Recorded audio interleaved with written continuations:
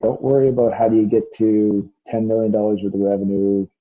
How do you get the first 10 customers? And most important, how do you get the first one?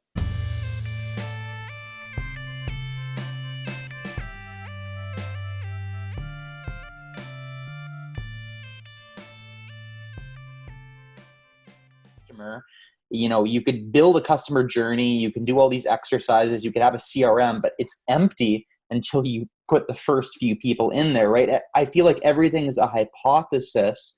You test it and then you try to replicate that. And there's many different ways to find that first customer because it's not a science.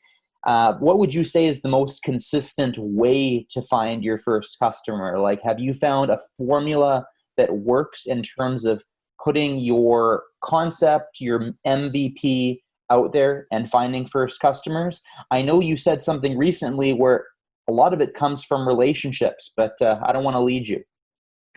Yeah. So it is, the machine kicks in a lot, further down the line, kind of that model of the machine. I got 10 salespeople. We only have 10 salespeople after you have more than 10 customers. Right. It's like kind of those first 10 customers. I every time I approach a startup or someone I'm advising or working with, it's like, don't worry about how do you get to $10 million worth of revenue. How do you get the first 10 customers? And most important, how do you get the first one? Right. And the first one that, you led to it because it's a relationship.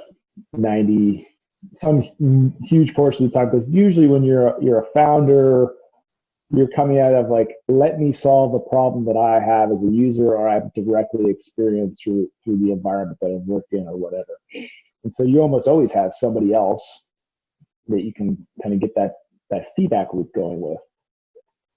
That's experienced it. So it's usually a relationship in those first 1 to 5 customers that are, okay, well, I was an engineer at that job. Let me go talk to another engineer that's a friend at the other place and see if they have that same problem.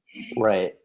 And you iterate out from there. So it's very often because it's very rare for a customer, certainly in an enterprise, in a B2B environment, not to know you're the first customer. And so there's a level of like, you just got to trust me. And so that trust is kind of inherent to it. And it's once you have that first customer, which is, kind of how you find it is totally in the art of just, how do I get somebody to trust me enough for us to try and deliver on the promise we're making to them?